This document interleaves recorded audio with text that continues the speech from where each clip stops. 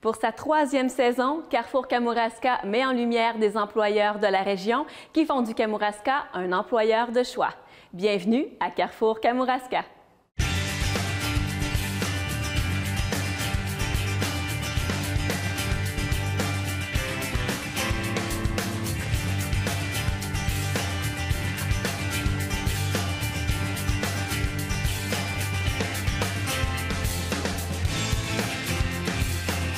Au Kamouraska, nous pouvons compter sur une filière agroalimentaire novatrice qui répond aux besoins de nos entreprises, que ce soit par la présence de l'ITA Campus La Pocatière, de la ferme-école La Pokita avec son unité laitière biologique, également du CEPOC, du CDBQ et de l'incubateur bioalimentaire à la fine pointe de la technologie. Et on peut également se vanter chez nous d'avoir la chaîne de valeur complète qui contribue à 30 de l'emploi du Kamouraska, que ce soit de l'enseignement à la mise en marché, en passant par la recherche, la production et la transformation. Et pour nous parler du secteur plus agricole, eh bien, je reçois M. Franck Saint-Pierre, directeur du Centre d'emploi agricole de l'UPA Bas-Saint-Laurent. Bonjour, M. Saint-Pierre. Bonjour, Mme Lavoie. Tout d'abord, M. Saint-Pierre, quel est votre rôle au sein de l'UPA Bas-Saint-Laurent? Bien, tout d'abord, j'assume le rôle de directeur du département du Centre d'emploi agricole de la Fédération régionale du Bas-Saint-Laurent. Donc, mon rôle premier, c'est bien entendu de répondre aux besoins de main-d'œuvre qui me sont acheminés par le biais des producteurs agricoles comme tels. Donc, répondre à des besoins sur une base de postes occasionnels, sur une base saisonnière ou sur une base permanente.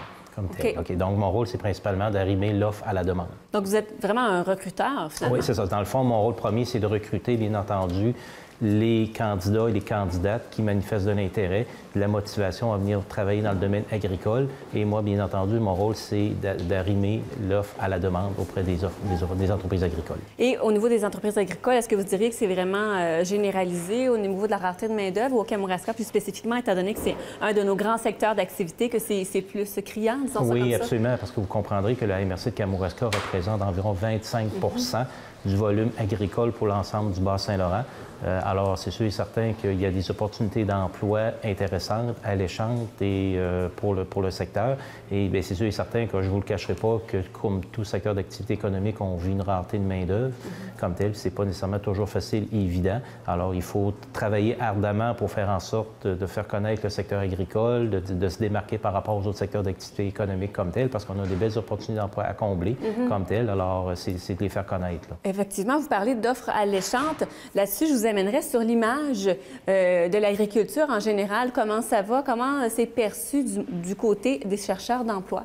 Bien, c'est sûr que je vous dirais qu'il y a encore peut-être des préjugés, il y a encore peut-être des idées préconçues envers le secteur agricole. J'ai comme l'impression qu'il y a comme un manque de connaissances envers le secteur agricole. Parce que le secteur agricole a quand même des belles opportunités d'emploi à combler. Si les gens aiment travailler avec la nature, aiment travailler avec les animaux, aiment travailler avec la machinerie agricole, on ne se le cachera pas. Si les gens sont responsables, sont débrouillards, aiment le contact avec, comme je vous disais, avec les animaux, avec la nature, c'est sûr et certain qu'il y a des belles opportunités d'emploi à combler. Ça, c'est sûr et certain comme tel. Alors, il faut continuer ardemment à démontrer que l'agriculture, elle est importante, parce que je me dis toujours que tant que la ville va exister, il y aura toujours la campagne pour la nourrir. Et pour nourrir la ville, bien entendu, ça nous prend du monde, ça nous prend des gens passionnés, des gens qui sont fiers, des gens qui aiment travailler dans ce secteur-là. Et vous avez sûrement des partenaires qui vous aident aussi dans le recrutement.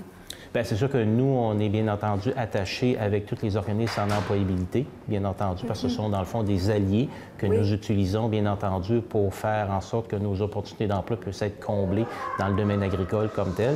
Alors, c'est sûr et certain qu'un producteur agricole communique avec nous parce que, bon, il y a besoin d'un ouvrier agricole dans tel secteur d'activité économique, bien, c'est sûr et certain que nous, on va regarder à partir de notre banque de CV qu'est-ce qu'on a comme offreur de service pour combler son besoin de main-d'œuvre.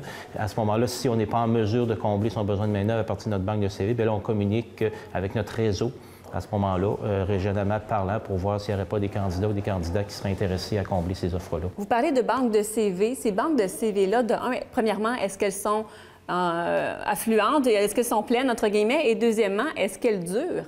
Non, c'est sûr que si on se parlerait il y a 15 ans, je ne tiendrais pas le même discours aujourd'hui. Ça va de soi, parce que naturellement, l'aspect démographique, on ne se le cachera pas. La courbe démographique actuellement n'est pas dans notre faveur. Ça va de soi. Je dis souvent que le lac n'est pas vide, ou du moins il est presque vide. Ça fait en sorte que les candidats qui sont actuellement en recherche d'emploi, bien c'est sûr, on ne se le cachera pas, ils ont l'embarras du choix, ils ont les opportunités dans le sens que quand ils sont en mode de magasinage, ils ont du choix, bien entendu, comme tel. Mais c'est sûr que nous, on est toujours constamment et continuellement en mode continu de faire des recherches d'emploi comme tel. Fait que dans le fond, on n'arrête pas nécessairement de faire des recherches d'emploi. Dans le fond, nos offres d'emploi sont constamment et continuellement en affichage comme tel, à partir de nos plateformes qu'on utilise comme tel, que ce soit avec Emploi Québec, avec nos organismes en employabilité ou avec notre site web à nous, qui s'appelle le site web emploiagricole.com. Donc, nous, nos offres d'emploi sont constamment et continuellement affichées. Fait qu'on reçoit de façon continuelle des CV. C'est sûr qu'on n'a pas le même volume qu'on avait autrefois comme tel. Mais quand on a quelques candidats qui se manifestent à chaque semaine, bien, c'est sûr et certain, notre rôle, c'est de prendre contact avec le candidat ou la candidate puis valider avec elle ou avec lui, bien entendu, son intérêt, sa motivation là, comme tel. Là. Et mis à part les sites de placement en ligne ou les sites d'affichage, quelles actions sont faites pour aller recruter ces gens-là? Bien, c'est sûr qu'on va bientôt tomber dans la semaine de l'emploi au Bas-Saint-Laurent. Donc, sur le territoire du Bas-Saint-Laurent, il va y avoir différentes activités qui sont inscrites ou à l'intérieur de lesquelles moi, je vais être présent pour, bien entendu, faire du démarchage, faire du recrutement auprès des chercheurs d'emploi pour leur démontrer que l'agriculture est toujours présente, est toujours importante et qu'on a encore, bien entendu, des opportunités d'emploi à combler, entre autres. Mais aujourd'hui, de plus en plus, ce qu'on utilise, comme je dis, c'est les médias sociaux aussi également, qui sont de plus en plus populaires, qu'on utilise également avec nos pages de médias sociaux pour faire en sorte de démontrer que l'agriculture est omniprésente, qu'il y a, bien entendu, des offres d'emploi à combler. Là. Et puis, on parle de beaucoup d'emplois diversifiés. Quels sont les types d'emplois que l'on retrouve? Parce qu'évidemment, on parle d'ouvriers agricoles. On en cherche beaucoup, mais il y en a sûrement d'autres. Évidemment, c'est sûr qu'il y en a d'autres. Bien, c'est sûr que si je me concentre exclusivement pour la MRC de Kamouraska, bon, dans la MRC de Kamouraska, 75 du volume agricole, c'est de la production animale. OK? Donc, au Kamouraska, il y a à peu près environ 400 entreprises agricoles. OK? De ce 400-là, il y en a environ le tiers qui engagent sur une base occasionnelle, saisonnière ou permanente. OK? Et 75 de ces 400 entreprises-là, c'est des entreprises en production animale. Donc, à peu près 70 c'est de la production laitière, 15 en production porcine, puis à peu près 10 en production bovine. OK? Donc, les opportunités d'emploi qu'on a à combler, je vous dirais, la grande majorité, c'est dans la production laitière. OK? Et les producteurs recherchent des ouvriers agricoles en production laitière, majoritairement parlant, et un petit peu aussi également en production porcine. Mais pour travailler dans le domaine de la production laitière, si je peux prendre un exemple, bien, c'est sûr, ça prend des gens qui, idéalement, sont diplômés, mais sauf qu'on ne se cachera pas, les diplômés en production laitière, il y en a de moins en moins. Donc, il faut se tourner, bien entendu, vers des gens qui n'ont pas nécessairement eu la chance de travailler dans ce domaine-là. Alors, on les forme. On les forme directement en entreprise, à partir de programmes d'apprentissage en milieu de travail ou à partir d'un nouveau projet qu'on a mis sur place avec Agri-Carrière, qui est le projet Ferme Emploi, qui permet, dans le fond, de former en milieu de travail des employés pour éventuellement qu'ils puissent développer des compétences, des qualifications et ensuite qui viennent à obtenir un certificat de compétence en production laitière. OK, donc ça leur donne une attestation. C'est ça, c'est en plein ça. Mais d'abord et avant tout, il faut que ces gens-là puissent nous démontrer qu'ils ont l'intérêt, qu'ils ont la motivation, qu'ils sont responsables, qu'ils sont débrouillards, qu'ils aiment travailler avec les animaux comme tel à ce moment-là. Parce que je vous disais tout à l'heure, c'est que le bassin de main-d'œuvre, il y en a de moins en moins disponibles. Puis quand on est capable, bien entendu, de recruter des candidats, des candidates, puis qu'on ne veut pas l'échapper, bien entendu, parce que je vous disais tout à l'heure que les opportunités d'emploi dans les MRC de Kamouraska, c'est pas ça qui manque. Beaucoup d'industries s'en cherchent. Alors nous, en agriculture, il faut se démarquer par rapport aux autres secteurs d'activité économique. Alors qu'est-ce qu'on offre de plus que l'autre secteur n'offre pas comme tel? Alors c'est comme ça qu'on joue on met dans le fond la situation de l'agriculture sur la table de cette façon-là pour faire en sorte que le candidat, quand il vient cogner à ma porte pour offrir ses services, bien, je prends le temps de le rencontrer, je lui explique c'est quoi le secteur, je lui explique dans le fond qu'est-ce que tu t'appelles, comment tu vas, dans le fond, c'est quoi les tâches que tu vas effectuer, comment ça va se présenter, les conditions de travail, et ainsi de suite, à ce moment-là, comme tel. Et en production laitière, vous dites que de moins en moins d'inscriptions, du moins c'est la tangente que ça prend, et c'est expliqué à cause de la démographie? Ou... Bien, entre autres, oui. C'est sûr que nous, on est collé avec l'ITA, le campus de la Pocatière. Oui. Bon, c'est sûr que c'est une excellente maison d'enseignement agricole. Par contre, vous comprendrez que cette maison-là forme des futurs producteurs agricoles, comme tel. OK? Donc, les étudiants qui fréquentent cette maison d'enseignement-là, il y a un certain pourcentage de gens qui vont retourner sur la ferme familiale. C'est tout à fait logique, c'est tout à fait légitime, puis c'est correct. Sauf qu'il reste un certain pourcentage de jeunes qui sont des jeunes qui sont non issus du monde agricole, comme tel, mais qui ont des ambitions éventuellement un jour de devenir propriétaire d'une entreprise agricole à ce moment-là. Fait que nous, on est là justement pour les accompagner là-dedans parce qu'on a également des projets qui touchent, bien entendu, les cédants qui sont sur le point de céder des entreprises puis qui n'ont pas nécessairement de relève appropriée pour faire en sorte de prendre la relève de la firme à ce moment-là. Fait que nous, on a déjà des contacts avec l'ITA, avec ces jeunes-là, justement, pour leur faire prendre conscience qu'il y a des opportunités d'emploi, mais au-delà de ça, il y a également des possibilités que ces jeunes-là puissent un jour acquérir des entreprises agricoles. Bien, justement, c'est un point important que vous amenez parce que beaucoup d'entreprises agricoles au Kamouraska, bien quelques-unes qui cherchent à vendre, qui ne trouvent pas nécessairement parce qu'ils n'ont pas de cédants, justement. C'est ça. Donc, comment on fait pour former un maillage entre ceux qui, par exemple, sortent de l'ITA, qui ne viennent pas d'une femme familiale et qui désirent être propriétaires? OK. Actuellement, il y a un organisme qui s'appelle Artère, qui a été mis en place à la fin de l'année 2018 comme tel. Donc, il y a des agents de mariage actuellement qui sont disponibles au Bas-Saint-Laurent, dont le rôle premier, c'est d'assurer, autrement dit, l'arrimage entre le producteur qui désire céder son entreprise et le jeune qui souhaite un jour posséder son entreprise agricole comme telle. Alors, ça a été mis en place. Ça fonctionne très bien. Alors, du jour au lendemain, il y aura peut-être possibilité à ce moment-là, peut-être si vous voulez, de faire intervenir les gens d'Artère à cette entrevue-là, à cette émission-là, à ce moment-là. Il pourra éventuellement vous expliquer un petit peu le fonctionnement, mais il y a quand même des organismes. Il y a un organisme actuellement qui existe, qui vient en aide justement pour faire en sorte que le mariage se passe convenablement comme tel.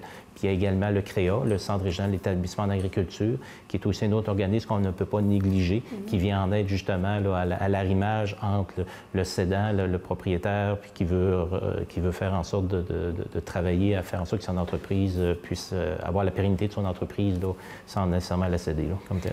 Et donc, j'imagine que vous mettez aussi les bouchées doubles, justement, pour tout ce qui est recrutement là, de ces gens-là qui veulent travailler dans le domaine agricole. Oui, absolument, absolument. Parce que, dans le fond, c'est la mission première, c'est mon rôle premier d'assurer, autrement dit, que les entreprises agricoles puissent bénéficier, bien entendu, d'une main-d'œuvre intéressée, d'une main-d'œuvre qui est stable, qui est qualifiée, qui dans le fond, qui répond aux critères des producteurs agricoles comme tels, entre autres, c'est sûr et certain. Fait que c'est un travail de longue haleine, c'est un travail continuel. Alors, puis c'est ça, comme on dit, il faut travailler plus ardemment qu'autrefois parce que, bon, comme je vous disais tout à l'heure, le bassin de main-d'œuvre n'est pas en augmentant, il est en diminuant comme tel. Alors, il faut faire en sorte de faire en sorte que l'agriculture est toujours présente puis qu'on a des belles opportunités d'emploi à combler. Oui, vous le dites, l'agriculture est toujours présente et elle sera toujours. Oui. Qu'est-ce qui a évolué le plus dans les 15-20 dernières années au niveau du recrutement de la main-d'œuvre dans le domaine agricole, justement?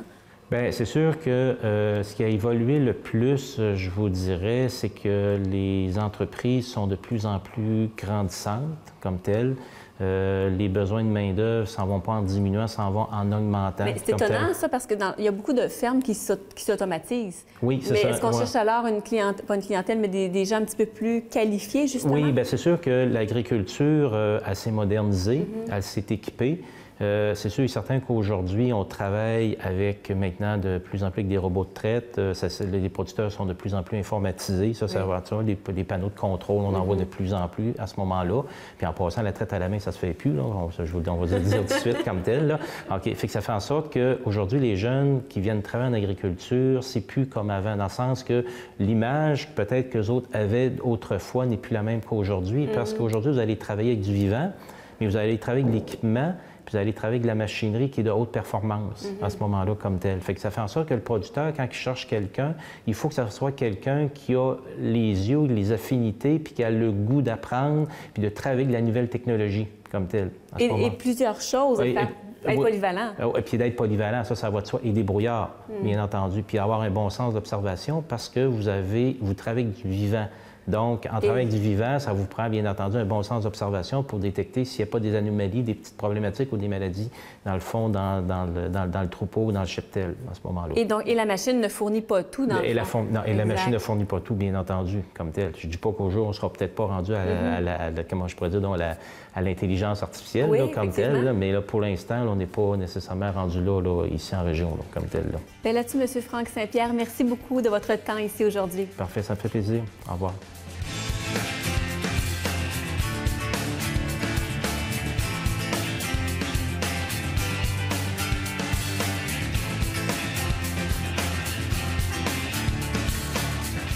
Je reçois maintenant M. Gérald Landry, directeur général du groupement forestier de Kamouraska. Bonjour. Bonjour, madame. Monsieur Landry, expliquez-nous qui fait partie du groupement forestier. Nous autres, à la base, on est un regroupement de propriétaires qui ont poursuit le même but, c'est de faire de l'aménagement forestier sur nos propriétés. Ça fait que pour être actionnaire chez nous, il faut détenir une propriété, c'est un préalable, une propriété forestière. Et ensuite, on y adhère pour recevoir des services d'aménagement. Nous, on est une entreprise spécialisée en aménagement forestier. On réalise des travaux de reboisement, des travaux de débroussaillage et aussi de récolte. On le fait en forêt privée, on le fait chez 500 propriétaires membres au groupement.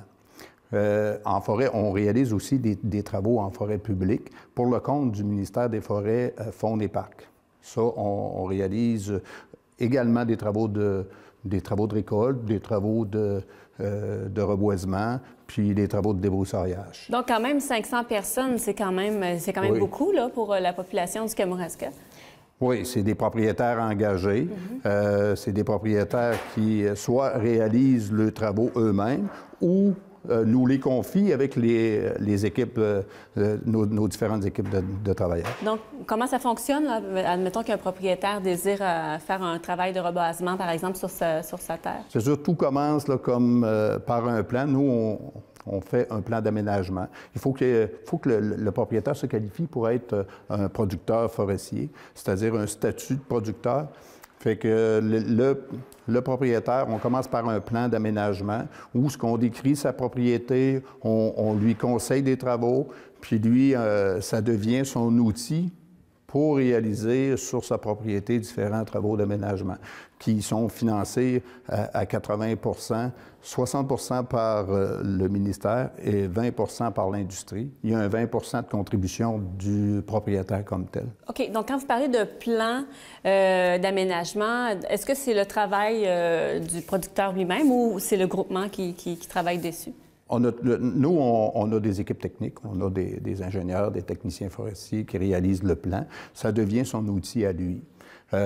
Après ça, on peut suggérer, par exemple, que sur telle parcelle, on peut réaliser un reboisement. Mais lui, il a le choix de faire ses travaux lui-même. On va le rémunérer pour qu'il fasse le reboisement sur sa propriété.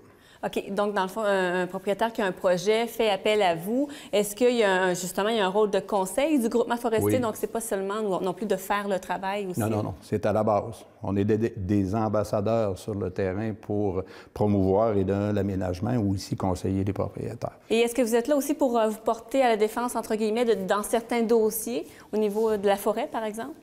Oui. On fait partie de différentes organisations. On est regroupés. Nous, au Bas-Saint-Laurent, il y a 5 groupements dans une fédération, la Fédération des groupements forestiers du Bas-Saint-Laurent. Puis également, à la grandeur de la province, on a une organisation qui est plus politique, là.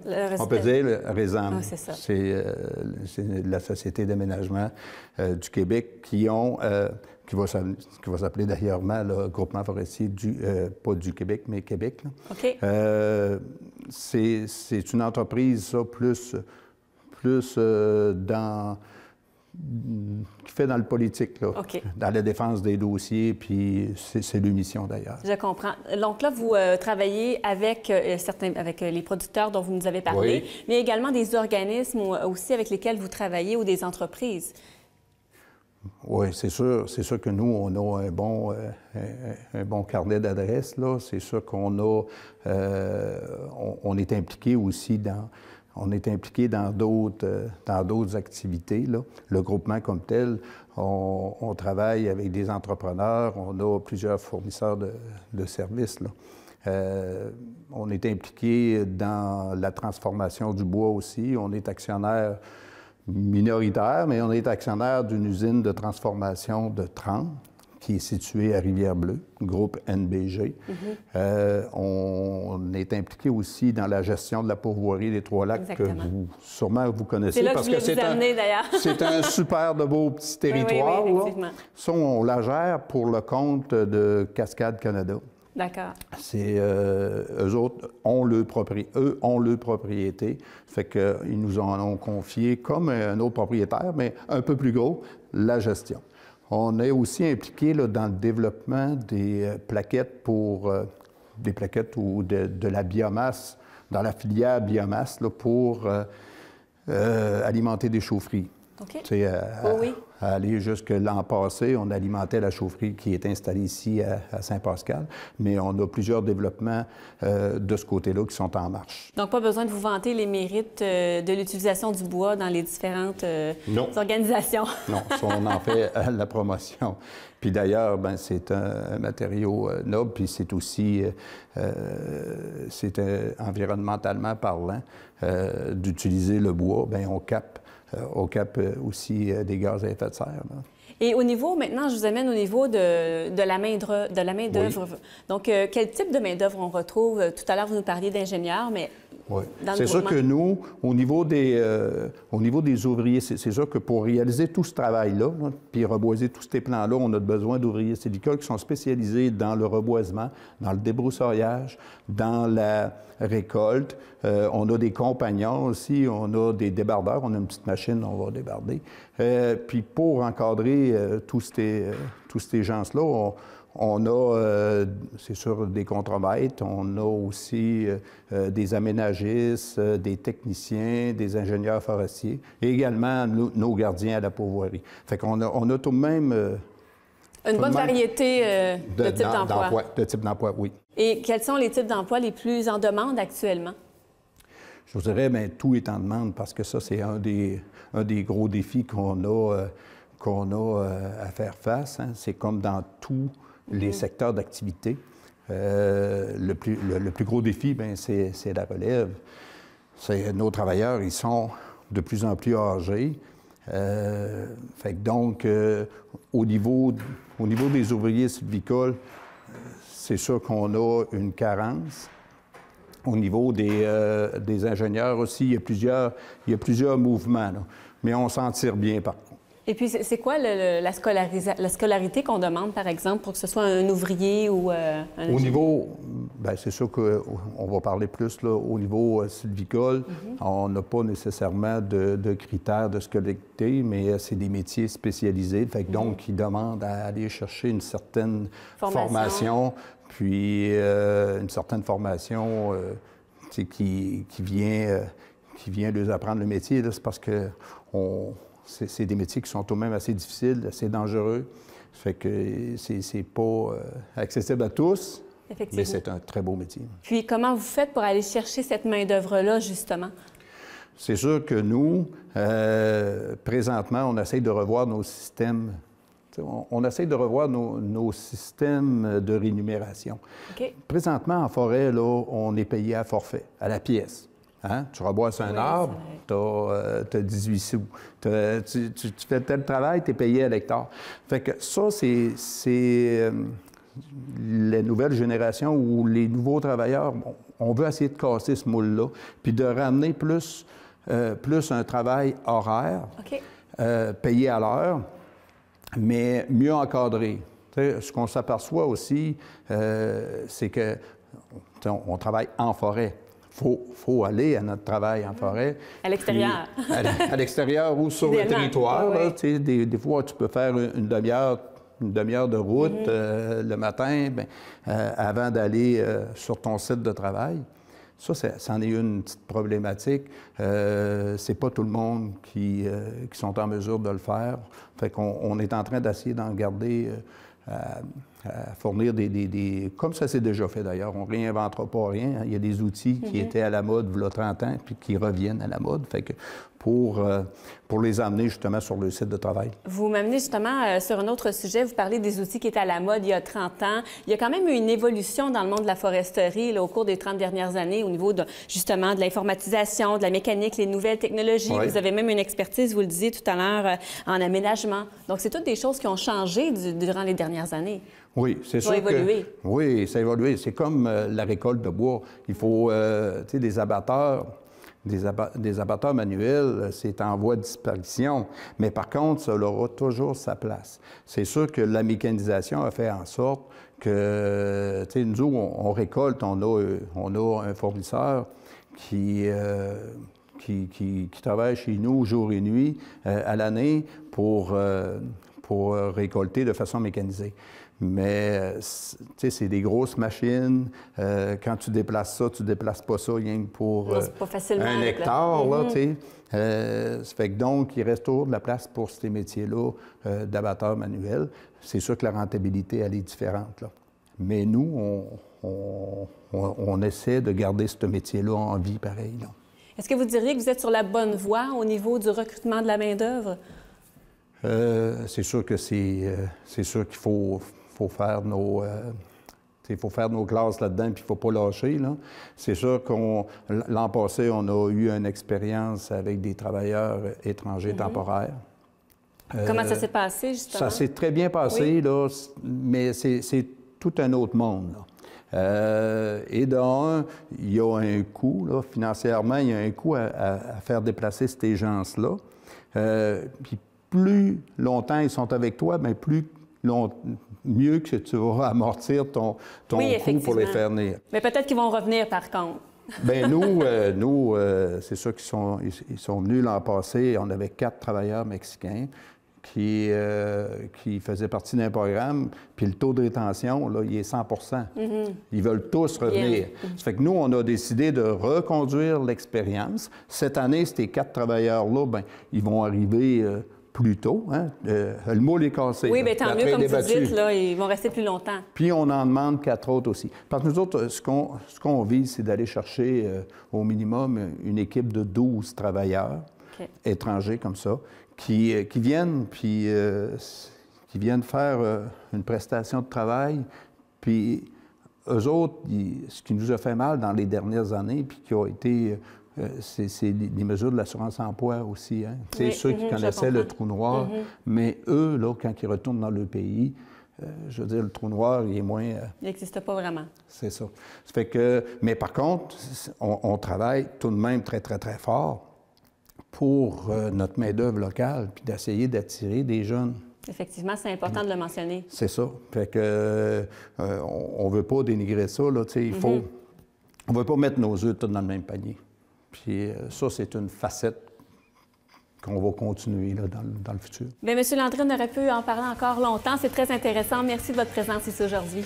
OK. Merci beaucoup, madame. Merci d'avoir été là. On se retrouve la semaine prochaine.